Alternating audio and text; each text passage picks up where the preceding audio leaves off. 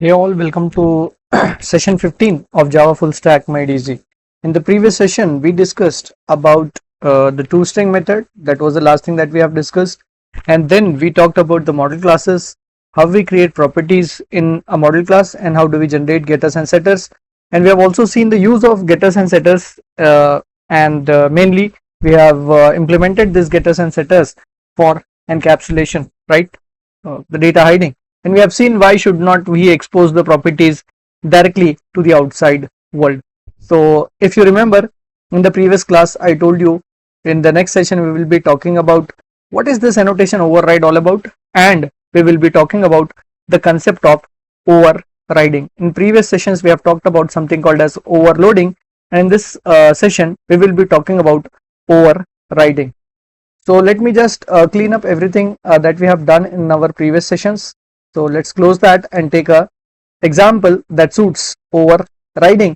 And in terms of overriding, as we already know that while we were overloading a method, it happened in the same class, and that was static polymorphism. And when it comes to overriding, it is dynamic polymorphism. So what I need is I would be needing a parent and child classes. So these are the packages that I have created. In the previous sessions we have discussed about the concept of packages and everything. So today we will be creating a class which will be a parent, and then we'll be creating a class that will be a child. So here we go. I'll be creating a class and the parent class. So I'll just name this particular class as class animal. Okay, and I want this class to be a parent, and then I'll be creating the child classes for this. So I'll create a class and call it as a cat class or maybe a tiger class. All right. So now inside this class animal, so what I'll do is I'll create some properties here and some functions. Okay. And we will see what happens to the properties of the parent and what happens to the functions of a parent. So I have created two classes, the tiger and the animal class, and this feature of inheritance is what I want to implement. I'll give you one very simple example. With that we will understand the use of inheritance into object oriented programming. That means why do we need inheritance in object oriented programming? So I think I have already given this example in the previous sessions, but let me give that once again so that it will be easy for you to understand the concept of inheritance, and then later we will enhance the same concept and we will talk about concept of overriding. Fine. So imagine I am creating a class called as calculator, and inside the calculator I have functionalities like addition, subtraction, multiplication and division. So these are the features that I have already implemented. And suppose I'm creating a software and in which I want all these functionalities. So I'm creating a calculator software. Imagine a situation that to create a calculator, the entire UI and everything, to create all of that, it has taken some 1 month for me to develop this entire application. And next time the customer comes up and asks me to create a scientific calculator. Okay, and in that scientific calculator I would like to add some more features, maybe something like sine, cos and tan and all those features. But this scientific calculator should also contain all these features that are there in the calculator as well, right? So to develop these two features only, imagine that it takes us maybe some 15 days. Okay, so to develop a scientific calculator, how many days it will require? Because scientific calculator does not only need this sine and cos, it also needs addition, subtraction, multiplication and division.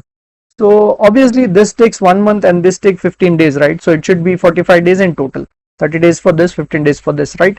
But because you have already created this calculator class and it has already taken you 1 month, if you are developing a scientific calculator, what you can do is you can simply do inheritance in this case. You can say your scientific calculator is a child of calculator, so scientific calculator will inherit all the behavior of the parent. So what we are doing is we are actually reusing this. That's why if you remember in previous examples I have already created an inheritance example where I was using a keyword called as extends. So I am extending the functionality of this class calculator there. That's what inheritance is all about, reusability. Object oriented programming gives you one of the most talked about feature of object oriented programming is reusability. So reusability can be implemented by using inheritance itself. So let's talk about that, and we will see the same example that I have drawn here, the calculator and scientific calculator first, and then we can move on to the other examples that we have discussed. Okay, so I'll create a class and I'll call it as the calculator class. Okay, and inside this calculator, what I'm going to do is I'll be creating a function called as void add. So as for now, I'm not implementing any functionality, like I'm not taking two arguments there and adding the arguments and all. So we can take that, but my focus is on the concept, not on the functionality of these functions that I'm creating. Okay, so I have created something like add, subtract, multiply and divide. Subtract,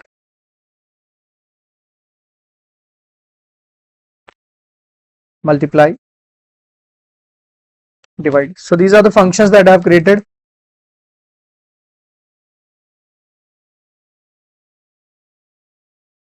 Add, subtract, multiply and divide.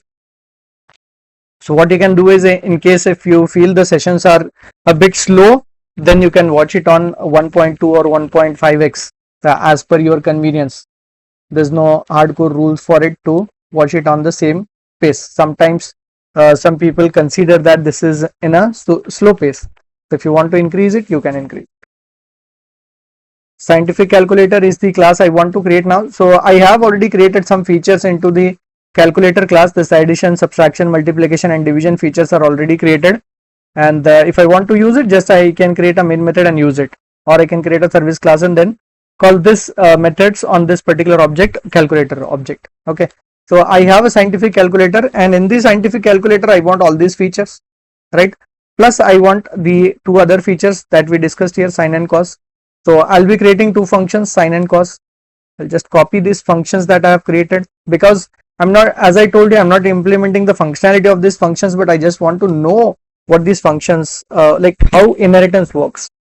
Okay, sin and cos. That's what I want. So let's write that, sin and cos. And now I'll create a service class that will create the instance of the scientific calculator or a calculator, and then we will try and access the functions. So let's call it as calc service class with a main method. Let's finish that. And now first you just look at the structure, how it is created. Scientific calculator is not yet the child of calculator. So I've created a calculator, and let's create the instance of calculator and try to call the functions and see. So I have the object of calculator, c is equal to new calculator, and then c dot add. So if I call that add method, it just tells me that there's a add method present into the calculator class. Okay, so there we go. I'm able to call it. Likewise, if I create the object of the scientific calculator, sc is equal to new scientific calculator, and if I call the method like sin and cos, it will tell me that it is a method being called, sin method, cos method. So both can be called. Now if I try to do a scientific calculator dot add, then I'll not see this function, because add is not part of scientific calculator. If you see the scientific calculator class, you don't have a add method here, right? So that's why obviously the error is correct. It says that it cannot find that method add in there, right? So now you see what I'm doing is, I wanted all the methods that are there in the calculator inside the scientific calculator. So in that case, I don't need to rewrite all those methods. What I can do is, I can simply do a extends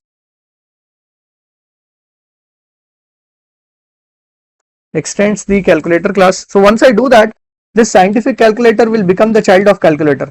So child can access the methods of the parent which are not private. So add method is what I'm calling on the scientific calculator instance. So it will be called, right? So implementing inheritance means child inheriting the property of parent. So in this case, what is happening is, we have two classes, the calculator class, and from the calculator class we are deriving another class, that is the scientific calculator. We can keep deriving more classes from this. So I have a calculator, and then there is a scientific calculator, right? So whatever methods are written inside the calculator, they are automatically inherited by scientific calculator. Plus these two methods especially belong to the scientific calculator. So this way inheritance has happened. Now while performing inheritance, there are certain things that we have to keep in our mind. There are certain set of rules that are there with the inheritance, like the functions that were inherited here, right? So even the properties that are written into the parent can be inherited by the child. That means variables that are written in parent can easily be inherited by the child. But there are certain things which a child cannot inherit. So let's see what is that which a child cannot inherit. So in Java, first of all, I'll just put this example inside your repository so that you can have a reference for the same. So this is our session 15. So let's create the repository for session 15. Day 15 / demo 1 inheritance. So calculator class and then a scientific calculator class. As you know, if I am creating more than one class, I'll be giving it into the save file itself. So I'm actually creating 3 classes here: scientific calculator, and then there is a main class, that is the service class.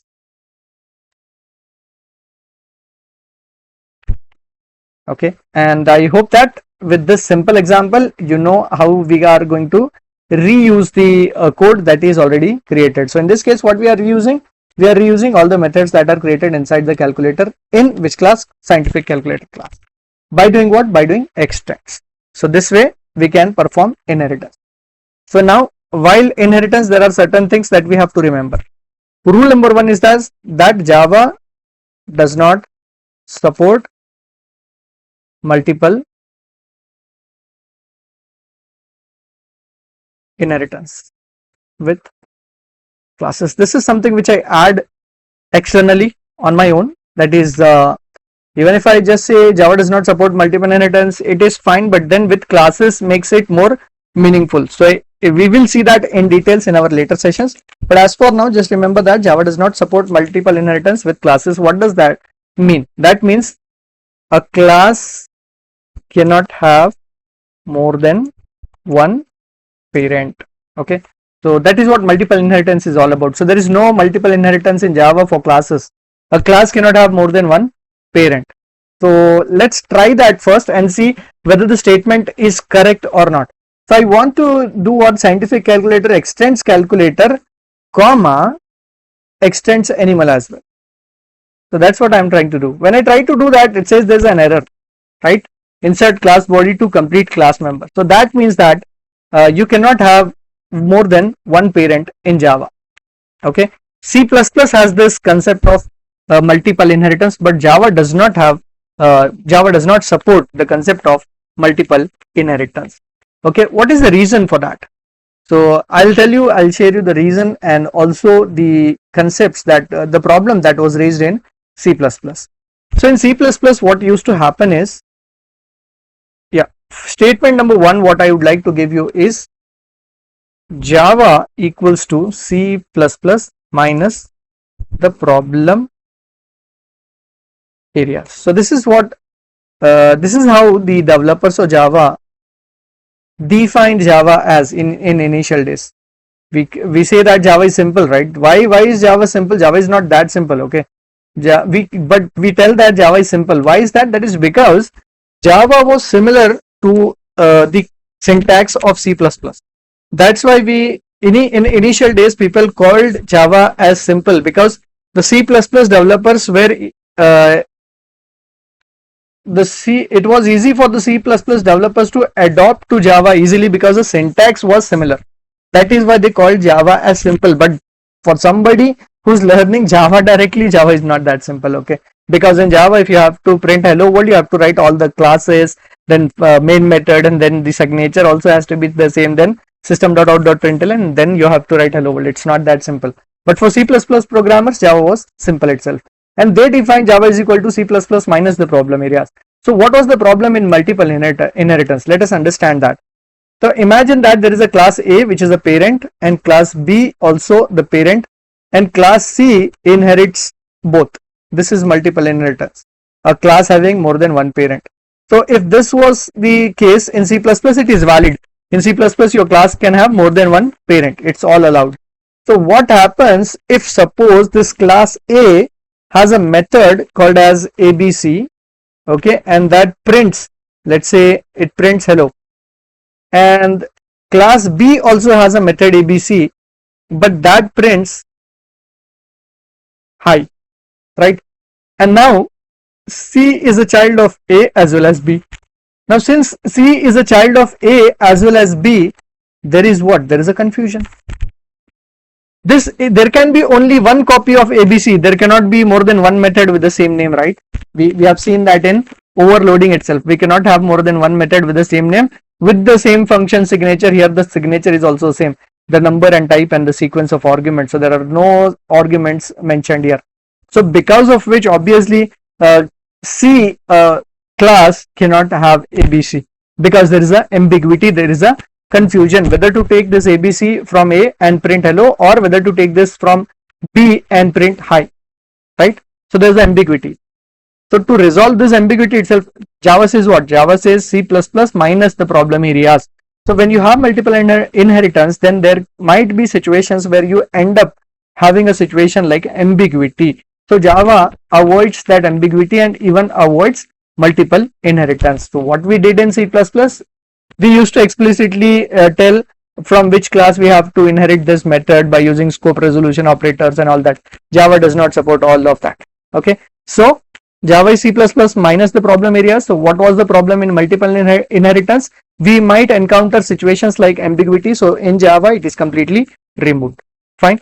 So let's go back to what we were doing. So this is why Java does not support multiple inheritance. Fine.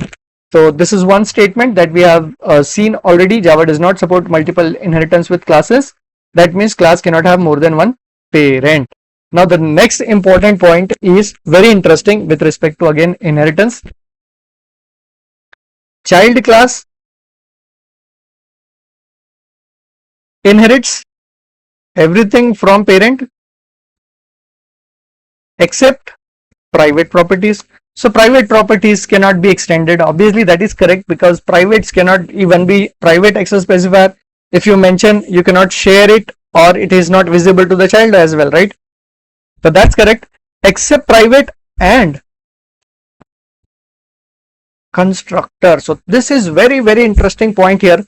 Java says that class will not inherit constructors. So that means constructors are not inheritors. But when we say constructors are not inherited, then there are problems. Why is that? What is the problem? The problem is that child cannot exist. The object of the child cannot come into picture until and unless you have the object of parent, right?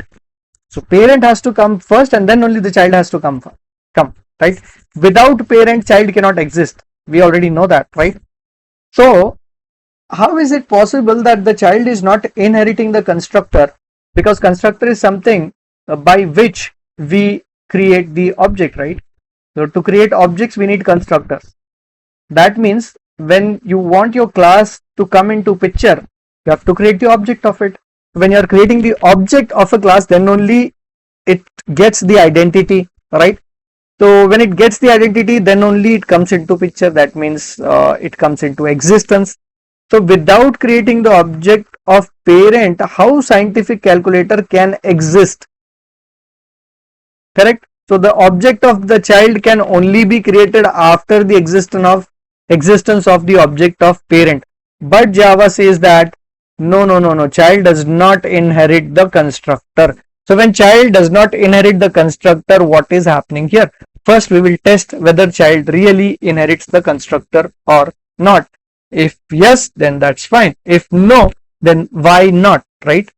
And if it inherits, then why is this statement says that Java does not support, so Java does not inherit the constructor? That we have to see. So I'll go to the calculator, and first I will write the constructor here. So now that we already know a constructor is just a special method without any return type, but with the same class name, right? So inside this calculator, it should be a calculator itself. So this is the constructor here. Now I'll write system.out.println constructor of calculator class. I'll save it, and now I'll create one more constructor inside the scientific calculator. So inside the scientific calculator, obviously the name has to be scientific calculator. It cannot be calculator, because If I write it as calculator, then it is actually a constructor from the parent, not from the child. So to create the constructor of the child, we have to give it the same name as the class name. So I'm creating a constructor here as well. So system.out.println. Now this is the constructor of child, that is scientific calculator. Now we know that whenever we create the object, constructors are being called. So what I will do now is I'll just comment this out. That means I'm not creating the object of parent, right? I'll remove it completely because I have already shared the example into the repository for you, how I was creating the instance of it, right? And the previous example, I was creating the instance of this. Now I'm just creating the instance of a child, and I will see whether the parent's constructor will be inherited or not. So I'll save it and run this and see. If it is inherited, there is a problem. Why? That I told you that it cannot be inherited. If it is not inherited, there is a problem again. There is a more bigger problem. What is that bigger problem? How can child exist without parent, right? So let's save it and see whether what is happening, whether the parent constructor will be inherited or not. So let's run this, and there we go. It says constructor of calculator class and then the constructor of child scientific calculator. So now that it means that constructor is called, right? But I told you what, now I told you there is no bigger problem, right? So problem is small itself. So bigger problem would come if directly the child constructor was called and then these two methods were called, then there would have been a problem because child cannot exist without parent. Now it is fine, it is existing with parent, correct? But my statement is wrong here. I said that constructors cannot be inherited. So now we will test what is it. Is it a constructor being inherited or not? So see, if it is inheritance, okay, if it is inheritance, then what should happen is, if I create a constructor with argument here, then I should be able to pass in that argument to the scientific calculator here, right? I should be able to pass the constructor here. That means argument here. So this tells us that it's not inheritance. We are not inheriting. It's not the same method. Same way, what inheritance is all about. If suppose I talk in the same, so this method is being inherited, right? Add method is being inherited. So if I write something like int x here, then from the child object I can pass in the argument. So that is inheritance. It is fine. You can see the error is gone. That is fine, right? So argument is given where now? The argument is given inside the constructor. So because the constructor takes one integer argument here, so if it is inheritance, then I should be able to pass in the argument here and it should get executed, right? I hope you got that. So because it is not taking this argument to the constructor's argument that I have passed here, that means it is not inheritance. So that example actually tells us that it's not inheritance. But what is it then? It is invocation. So calling a method and inheriting the methods are two different things. So here child class is invoking the parent constructor, not inheriting it. Invoking means calling it, using that. Okay. Inheriting means owning it. You own that particular. So childs don't own the constructor of parent. So what is happening here? Now if I put an argument to this constructor, you will see one more very important thing in this, and that is again very valuable information for you going forward. See, what am I doing here is I am creating a constructor with argument here.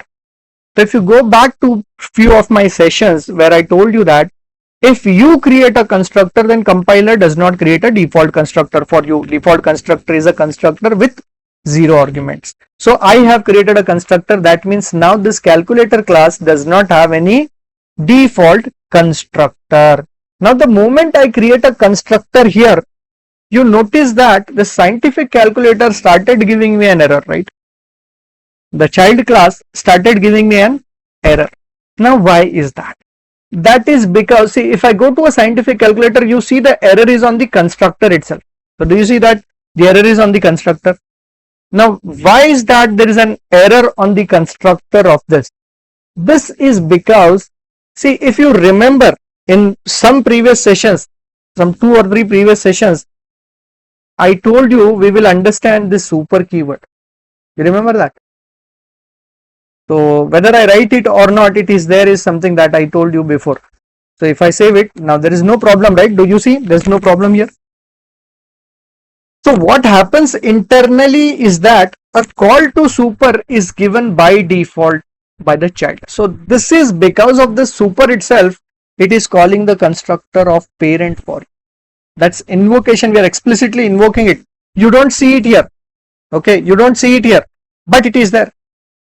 You don't see it, but it is there. So there are certain things in Java which are already present there, but you don't see it. Like what? Like import java.lang.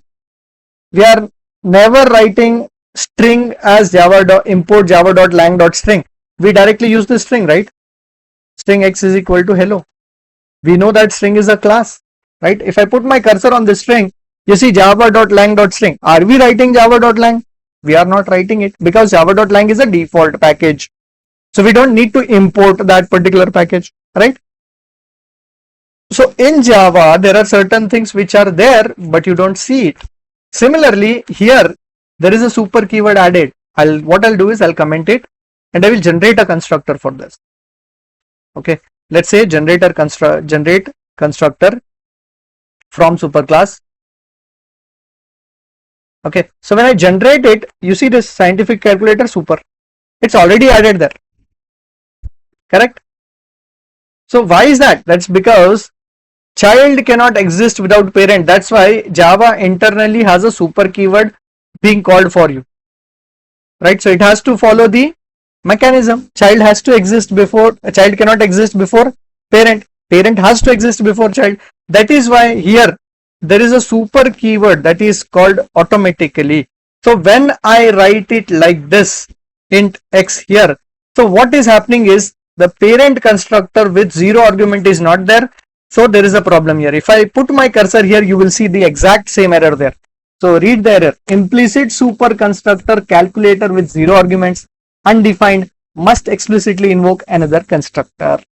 So what does it say? It says that in the calculator class, there is no default constructor with 0 arguments. So because there is no default constructor here, this particular line, that super with 0 argument, is giving you a problem. So what you have to do is you have to explicitly invoke one. That's something like this. Okay, so because I'm writing a super keyword here, another super cannot be called. Okay, so this super is been removed now. Now you might say, when you write a super, why is that super being removed? Because in Java there is a rule. What is the rule? Super must be the first statement in call to constructor. See, when I'm writing a super to call the constructor, it has to be the first statement. You cannot change the sequence because parent has to exist first, right? So if this was valid in Java, then child constructor will be called first, then parent constructor. That's not allowed. You can see constructor call must be the first statement in the constructor, right? So because the super keyword should be the first statement, if you write super, then compiler will not write the super. Because compiler knows if a programmer is opting for a super, then I cannot add a super, else this super will be the second statement. You cannot write a super as a second statement. So I hope now you have got the answer even for that super, why that super was being added. So call to super is actually a call to the parent's constructor. You are trying to invoke the constructor of parent. Why are you invoking the constructor of parent? Because in Java, child classes do not inherit the constructor. Because they don't inherit it, they have to invoke it. Okay, so I hope you have there are a couple of things that are clear to you with this example. One important thing that is cleared is that child class don't inherit the constructor but calls the constructor using a super keyword, and this super keyword is called directly by default itself. And if you don't have a default constructor, then you have to explicitly call some other constructor, and that explicit call has to be the first call in the child constructor itself. You cannot call it inside some other method. So you can see that you cannot use a super keyword inside any other method. It has to be in the constructor of the child. So that's again the rule. Second point is that, see, if you remember, in my previous examples, when I was generating the constructor with argument, I also generated a default constructor like this. Although my constructor had nothing in it, but I told you this is a good practice to write a default constructor, and in future you will get to know the use of this constructor. Why am I generating a default constructor? So the reason why I always generate a default constructor even though I don't have any use of that constructor is because, see, if I do this, then if I don't call this, it is still fine, because by default the compiler is adding this. So because the compiler is adding this, so what happens is this default constructor will be called so that the child can exist. So you are allowing your child classes to have a constructor without giving an explicit super call. So that is why it is always a good practice to create a default constructor into your class, so that you allow your child to create constructors without explicitly calling the super constructor. But if you want your child to explicitly call that super, then you may not create a constructor with the default value. So it all depends on your requirements. I hope you got to know the rules for it, why super has to be used, and how super can be used, where super has to be used. Super by default is called in the child's constructor as a first statement. If there is no default constructor, then you have to explicitly call it, and you can call it, you have to in fact call it inside the constructor of a child. Fine. I hope the concept is clear. So I'll put this into the repository for you. So super can not only be used to call the parents constructor, it can be used even to call the parents functions as well. So we will see that in the next example. So let me go back to day 15 repository and then create a second demo for you. So demo 2 super. This is your child class with a constructor. So what you need to do is you try removing this default constructor and then try to uncomment this super and then check it in your machines. Okay, so a child class and then lastly a service class.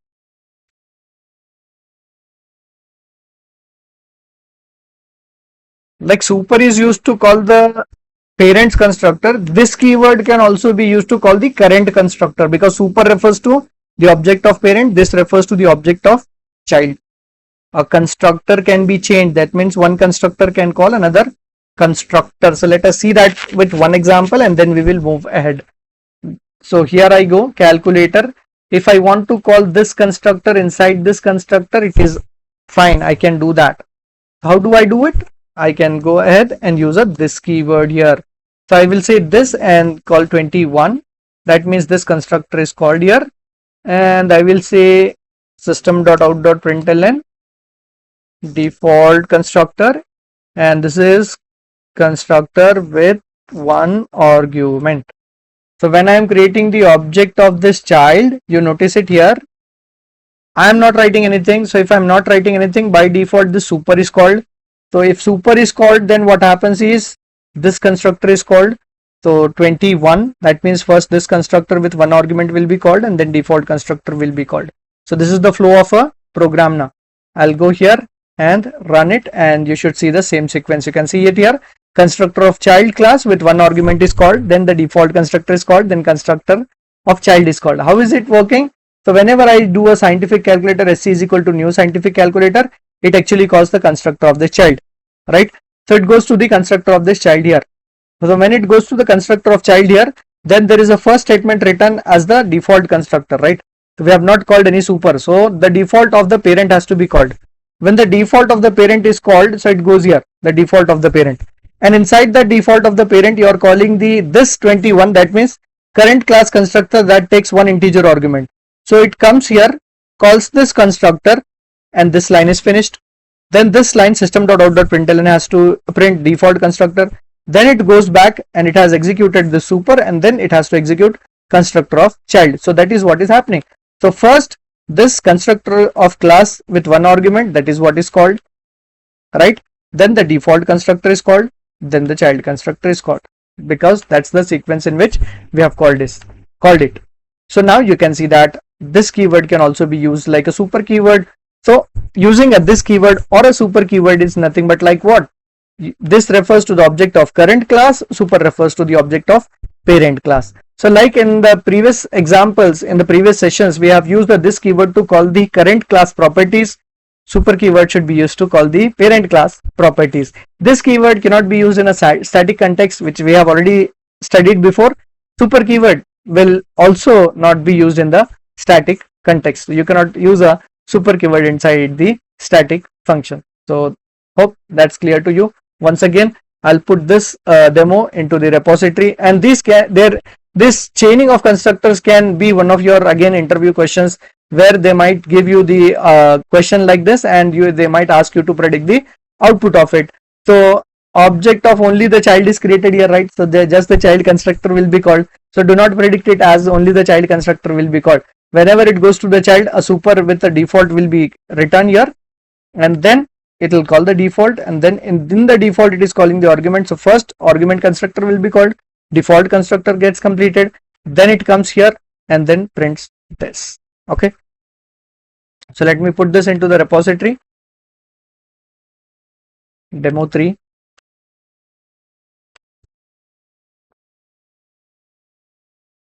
This to call current class constructor, and super is used to call the parent class constructor. Not just the parent class constructor, it can even be used to call the parent class behaviors, that means the methods.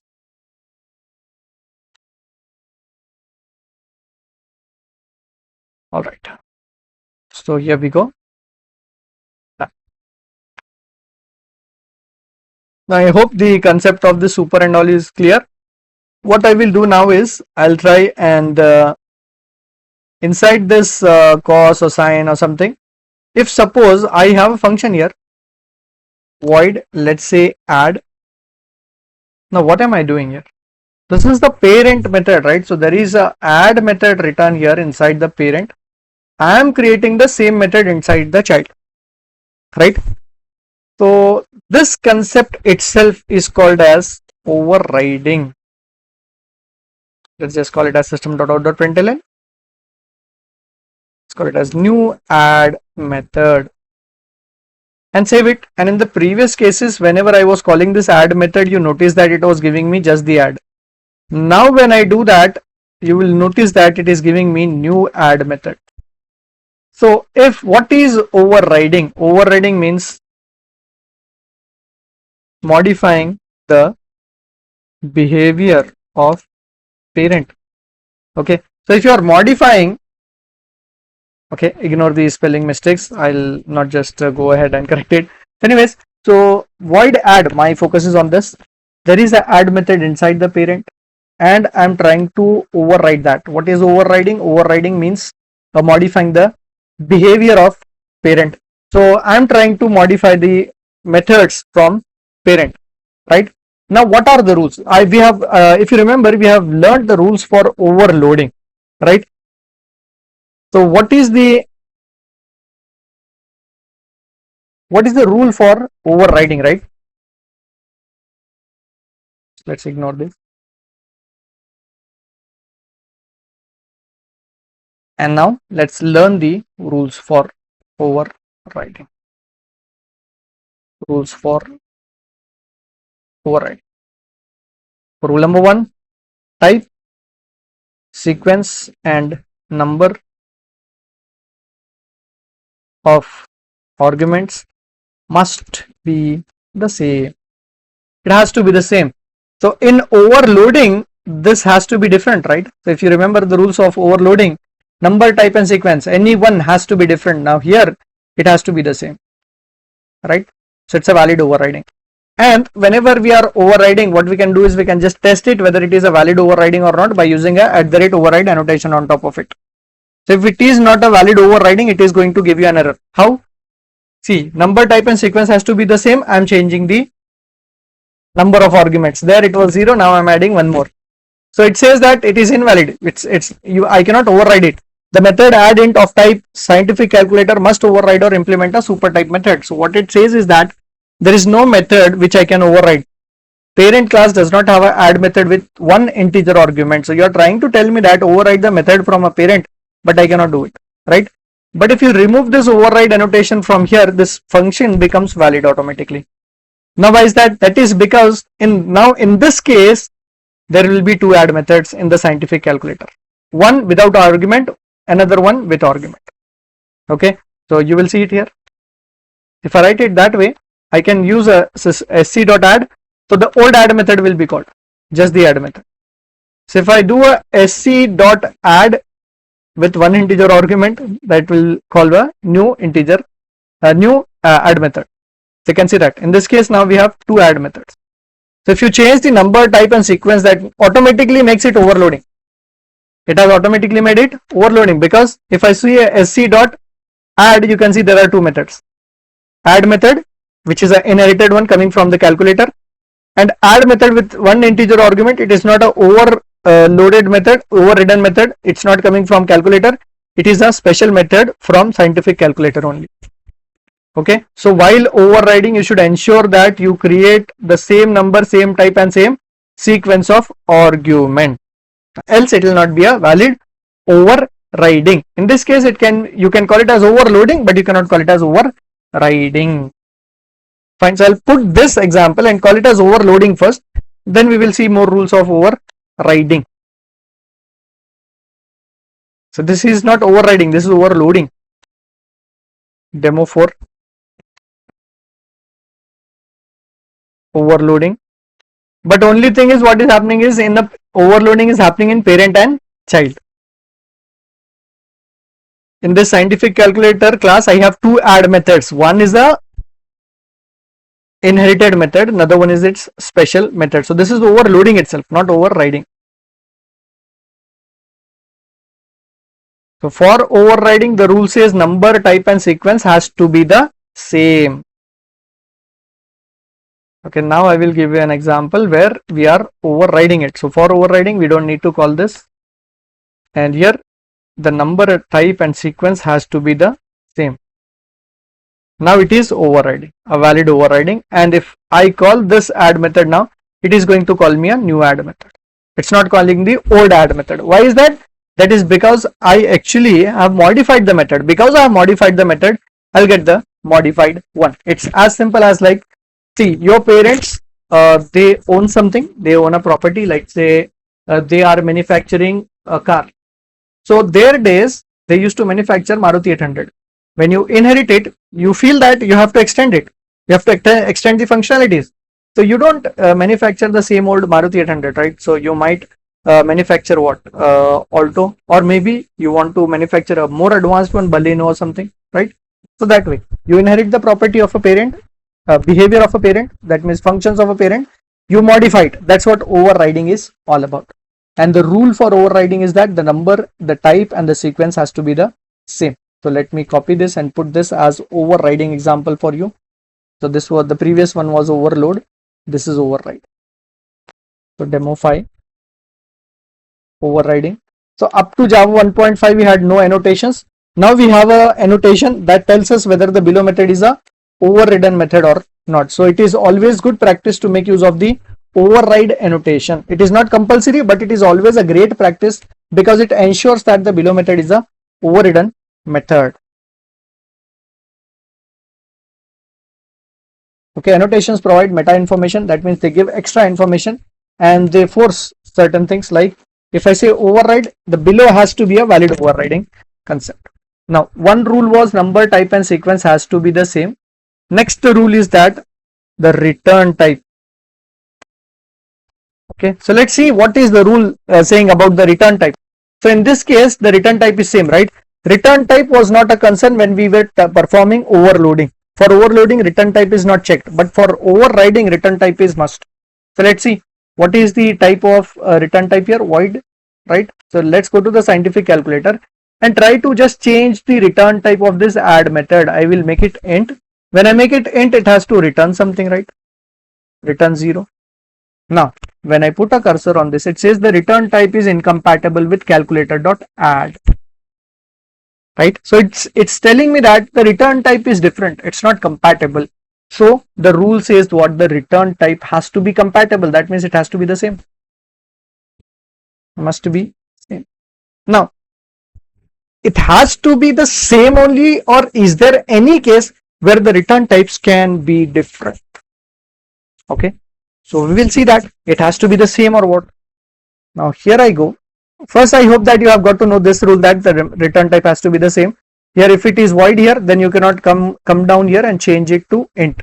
It has to be void only. Okay, let's make it void and let's remove this int 0. The return type has to be the same. Now the next thing is we will see, is there any case where the return types can be different. So let me first give you an error. Okay, so that you understand that the return type has to be the same there. Error, return type not compatible. Let me give you the calculator class and then the calculator scientific calculator class. Demo 6, overriding rule for return type. Okay, so these are again kind of interview questions. It might be asked into your interview questions, or it might even be asked in the OCJP exam if you are appearing for that. I'm not giving you the service class because in this case it is an error, so you need to only focus on that error. It will not get executed. Great. All right. So now, is there any case where the return types can be different or not?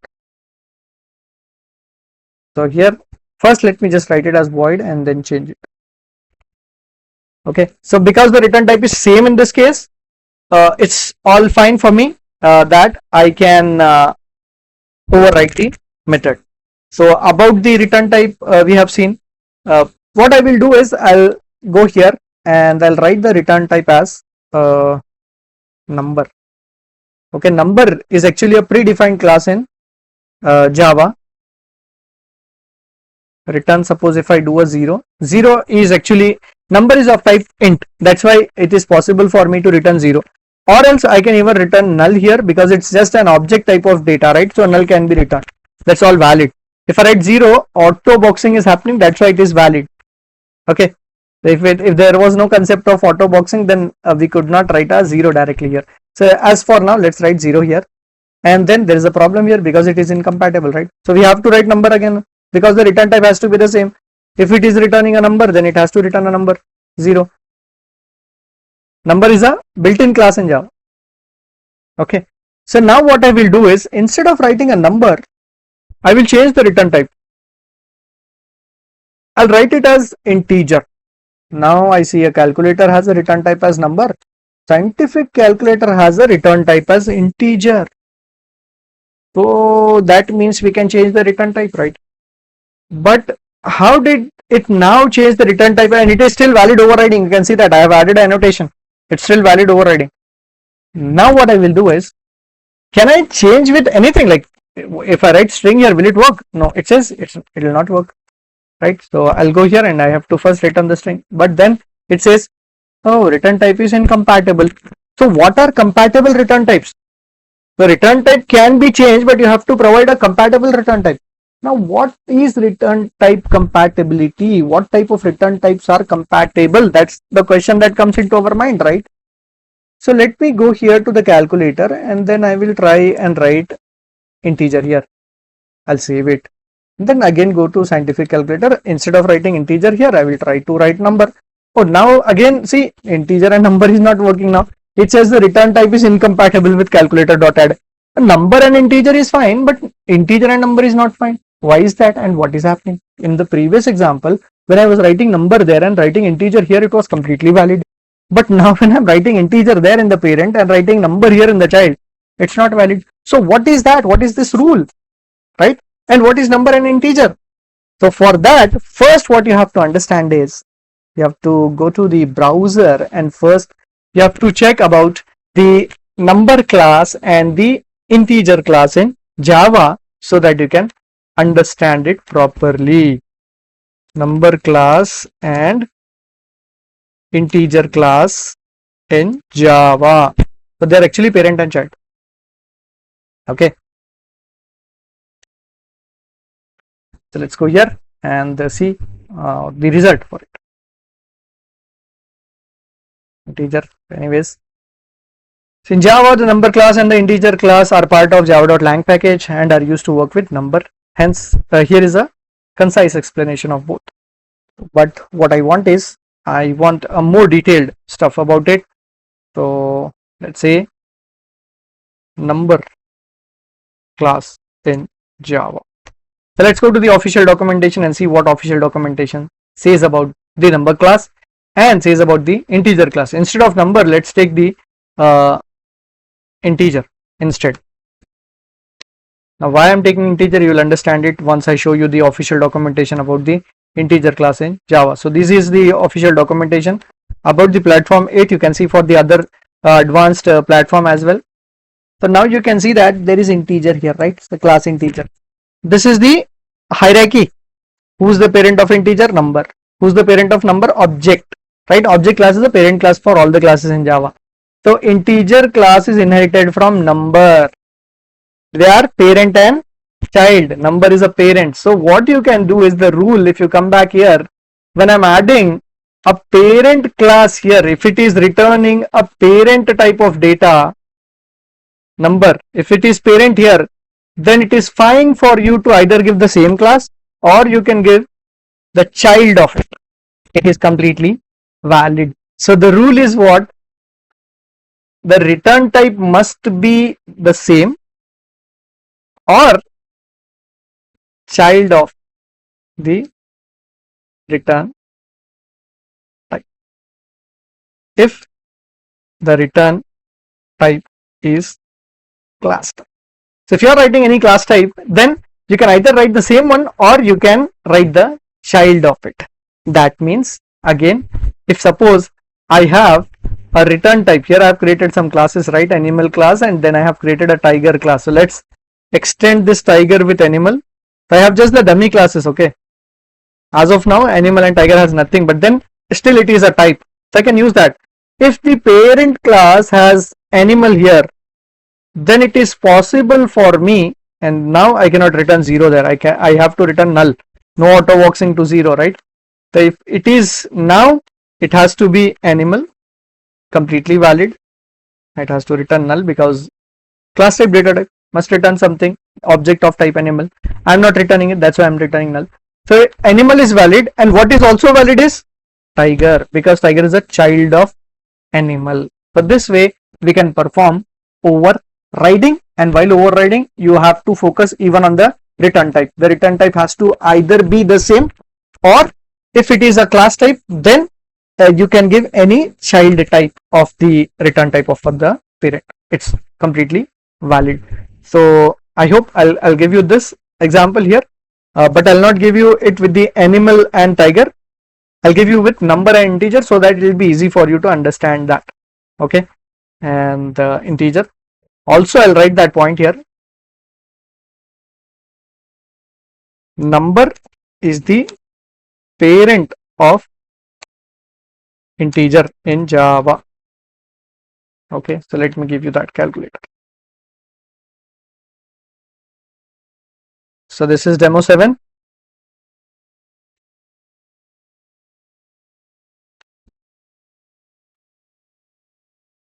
Return type 2, parent class, then we need the child class,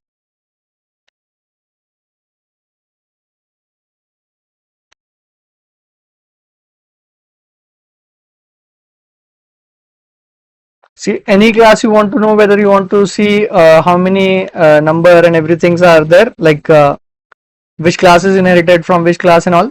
As the time progresses you will get to know it, but if you want to refer official documentation, that will give you more meaningful data there. Which class is a child of which class, what all methods are there, and all that will be given to you in official documents,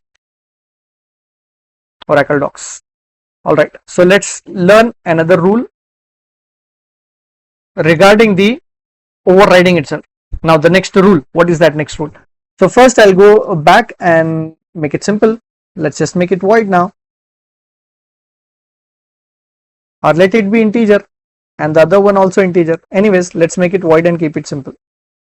Let's not have a return 0 and everything. And here also, let's just make it void and not have a return 0. Now you notice I will write public void add here. The moment I write the access specifier, you see that there's an error, right? So I will write a public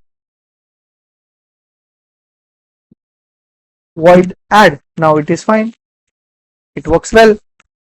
So before it was default, it was working fine. Now it is public, it is working fine. So the access specifier has to be the same or different. Let's see. See, if I go here once again and remove public from here and save it, there is no error, right? So if parent is non-public, that is if parent is default, then child can be public, it's fine. If parent is written as protected, let's see, protected and child is public, that is also fine, right? So what is the rule about this?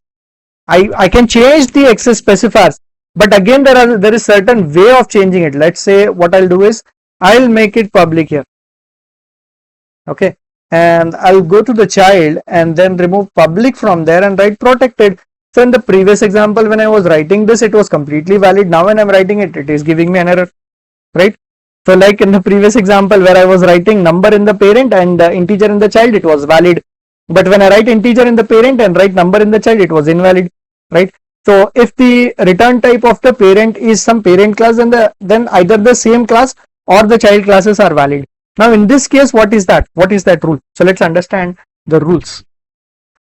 First, let's see the error. The error says what? We cannot bring down the accessibility. So let's check that. So it says cannot reduce the visibility of the inherited method from calculator. The error itself is giving you the information. It says that you cannot reduce the visibility of the overridden method. Now how do we change the visibility of it? Let's go to the drawing board and again understand what does it mean by reducing the visibility.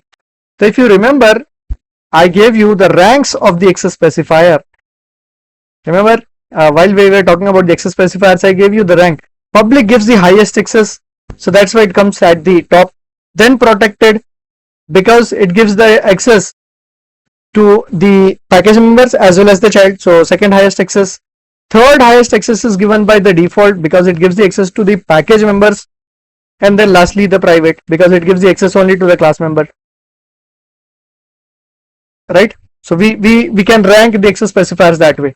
So what is the rule? The rule says you can go up, that means you can increase the visibility, this is valid. You cannot go down, it is invalid. You cannot reduce the visibility of this. So if my method is default, then I can make it protected, I can keep it default, or I can make it protected, or I can make it public. Let us test that. So if my parent method calculator add method, if it is default, then in scientific calculator I can make it protected, valid. You can see that. I can keep it default first, valid. I can make it protected, valid. I can make it public, valid. So all three are valid, right? Same way, in case if in the parent, if it is protected, okay, now it is at what level? Protected level. I can increase the access level, so that means I can keep it protected or I can make it public. I cannot make it default. So let's test that. So in the parent I'm making it protected. I'll go to the child class. Now inside the child class I will make it default. Is it valid? You can see it here. It's not valid. You cannot reduce it. So from protected I cannot come down to default, but from protected I can keep it protected. So what I will do is I'll just keep it protected. It is valid. If I make it public, that means if I increase the access level, that is also valid. So two are valid. So the conclusion is that whenever you are making the access, whenever you are writing the access specifier, while you are overriding the methods, what you have to remember it, you can increase the access level, but you cannot decrease the access level. So if it is default, it can be default, protected, public.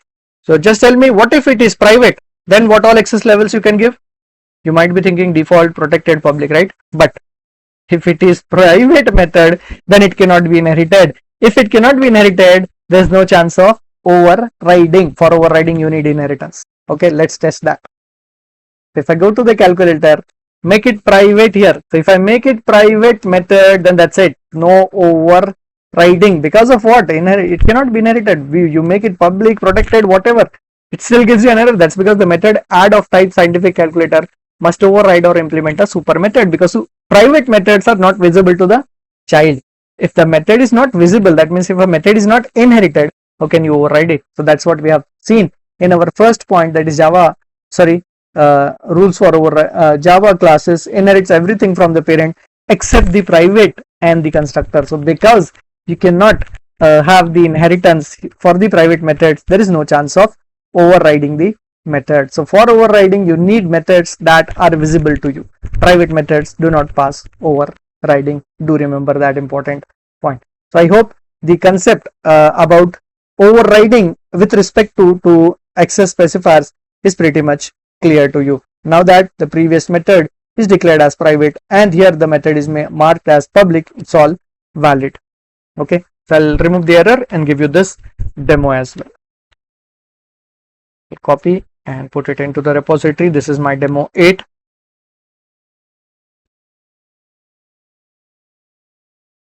Overriding in light of access specifier. So the rule says that you can increase the accessibility, you cannot reduce the accessibility. I'll give you one example by which you should be able to remember this, what you can do, what you cannot do. See, it's pretty simple and straightforward. It is like, suppose your father owns a charitable trust and it is a public property, right? So you cannot inherit that property and say it is private only for me. You cannot even say it as it is only for my family. You cannot do that. Or you cannot even say it is only for my people from my city or from my area. You cannot do that. You cannot, if the parent's property is public, then it has to be public in the child. You cannot restrict it to make it your own. That is, you cannot make it private. You cannot only share the access to the family members. That is, you cannot make it protected. You cannot even say that it is only accessible to people in my city. You cannot even make it default, right? So once the parent has made something as public, you cannot reduce the visibility. In the real world also, you cannot reduce it, right? So same way, same thing is happening here. So I hope the concept about overriding is very much clear to you, and also the concept of inheritance. There is advanced inheritance that we will see in our next session. And I hope that you have already covered up the previous sessions exercises that I have given you. So I always encourage you to go through with the sessions and then talk about the exercises and everything that we are discussing. So please ensure that you cover up the exercises, the questions that I am providing you. Obviously for inheritance also I'll be putting up the questions. You have to go through with those questions as well. So it's not just about watching the videos and then learning through the videos. I want you to even learn from practices, because there is one golden rule of education. What is that? I see, I remember, sorry, I listen, I forget. So whenever you listen something, you don't remember it that much. Okay, you tend to forget it. I see, I remember. Okay, so that's why whenever you just watch my videos, you might remember the concept, but it does not give you the mastery over it. Like you see it here, how things are happening, you might remember the concepts. I practice, I learn. So I want you to be at least at this level where you are practicing the things. So when you practice it, then you learn it. You try and change the things here, trial and error. So which gives you a lot of knowledge, right? The things that I am talking about, you can gain more knowledge by practicing those stuffs and then changing the access levels and all that. That might give you more and more knowledge. And the last rule says that I teach, I master. So if you want to be a master, then what you can do is you can share the knowledge with your friends. You can talk to them about the concept. You can teach them about the concepts. That will actually enhance your skills itself. So at least I want you to be at this level where you are practicing the things and you learn the things. So once again I'll tell you where are the questions. So you can go to the repository. I'll first commit these changes that I have made. So you can go to the main repository, that is Java Full Stack Made Easy, and inside that Java Full Stack Made Easy, you see this assignments repository where I have, as of now, I have posted 2 assignments, assignments related to arrays and string buffer and string builder. For this session, again, I'll be putting up the assignments for previous sessions and all. So as the time progresses, I'll keep on adding the assignments. So also the reason why I uploaded this video after some 2-3 days gap was because I wanted to give you the time where you practice these sessions. So even if you are watching these videos after a few years or maybe after a few months, once you have more sessions available, still I want you to stop here, go back to these assignments, complete this assignment and watch the future recordings or maybe the next recordings for you. So I hope you are enjoying the series. Do continue to watch the series, and if there is any problem you encounter, you can always reach out to me on my LinkedIn profile, for which I will always be giving the description in the the link in the description always. So you can reach out to me if you find out any error. So if you are liking in the series, do like this video, share it and comment on it so that I can get more and more subscribers and more people can watch it. Okay, so see you in the next video. Thank you for your patience.